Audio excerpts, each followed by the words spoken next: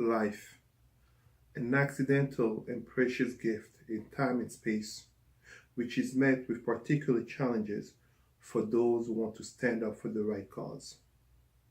We are reminded of that very recently in Charlottesville as a white woman, Heather Heyer, got killed by standing up to white supremacists for the black cause.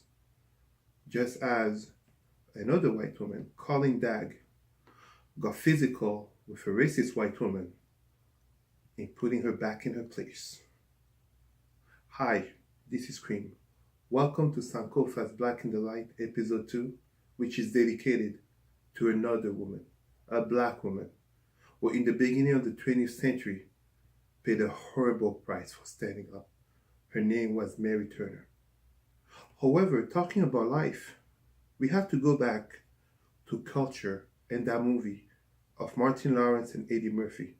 An excellent movie which showed a period of time when whites in the south of the USA were not accepting the end of slavery, and through different subterfuge, notably by the Southern Democrats, established a system called convict labor in accusing, even of misdemeanors or infractions, blacks to jail in order to be free labor. One such black was Sidney Johnson. Johnson had been accused of rolling dice and as such had been charged $30, which would be paid by a white man by the name of Hampton Smith. Now, this did not come out of his good heart because Hampton Smith was known and feared, although only 25, for being a ruthless white man. He took over possession of a former plantation, and his brutal treatment of slaves, former slaves now, did not stop at men. One such woman that he had beat so bad was Mary Turner. However, Mary, a married mother of two, had her husband, Hazel Eyes Turner, who stood up for her, and he clearly made Hampton Smith aware to never lay hands again on his wife. But of course, Hampton Smith did not stop there, and in his brutality and folly, he had savagely beat Sidney Johnson when he couldn't work because he was sick. Johnson, in reprisal, ended up shooting and killing Hampton Smith, wounding his wife, and he fled outside of the county to another place in Georgia. The furious white mob that got to search for Johnson killed scores and scores of blacks. You have to understand, this is a period of American history that seldom talked about, and that whites, the vast majority, love to veil their eyes to. It's a time period after slavery when lynching, notably between the 1880s and 1930s, lynching of thousands of blacks occurred, and we can even go further than that. And as such, what ended up happening was even Hazel Turner got caught, and on his way to being judged for the accusations and the threat of Hampton Smith, he got hanged by a white mob and left his body hanging on a tree for days. Standing up for her husband, Mary did the unthinkable by the time. She dared to threaten to sue the white man who killed her husband. Her husband was innocent and was not involved in the murder of Hampton Smith. As such, Mary tried to flee when this white mob came to catch her. But catching her, they did. And they hanged her by the ankles to a tree. They poured gasoline on her body. They set her on fire. And as if that was not enough, one of the men there pulled out a knife and like a pig, he sliced her open. Now you see, Mary was 8 months pregnant.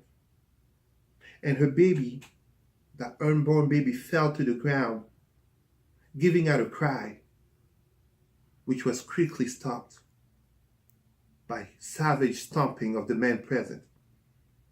We know this because there was an NAACP investigator there by the name of Walter White who reported these events, having notably talked to the white men who participated in such. After her child being killed, Mary, like many others who had been lynched, got riddled with hundreds of rounds of bullets. And just as garbage, she was buried with her baby, with whiskey, cigarettes, desecrated. Now you may be wondering about what happened to Sidney Johnson. In his hunger of hiding, he went to see another black man who did not see in him a brother. But instead, the other black man went to report him to the white police authorities, who promptly came to lynch Johnson, and ensuing occurred a shootout in which Johnson was killed. And this white mob, furious at not having the opportunity to lynch another black man, as so many innocent they had lynched, tied his feet and dragged him by a car like just a beast. Now you see, you have to understand the importance of this story. Beyond the fact that there was much denial, beyond the fact that the Southern Democrats, so some blacks, want to think the Democratic Party is better. No. The Southern Democrats were opposing any legislation against lynching. But you also have to understand, even beyond the fact that in 2008, the Mary Turner Project came to life to fight racism by keeping alive a memory. Yes, you have to understand the importance of standing up. Just as we've seen right now in Charlottesville, just as we're seeing with Colin Kaepernick, you have to understand the importance of standing up and to be the change for what you want to see. Because just as I'm holding this book, which is the United Independent Compensatory Code System Concept, basically a compensatory counter-racist code by Nellie Fuller Jr. I'm just going to read you quickly what he says. If you do not understand white supremacy, what it is and how it works, everything else that you understand will only confuse you. And too many people are willfully blind, while too many others are just cowards. But you have to stand up. Rest in peace, Mary Turner. And next week, I will bring you another hero of SANKOFA's Black in the Light, but this time in Brazil. Take care of yourself. Black Star.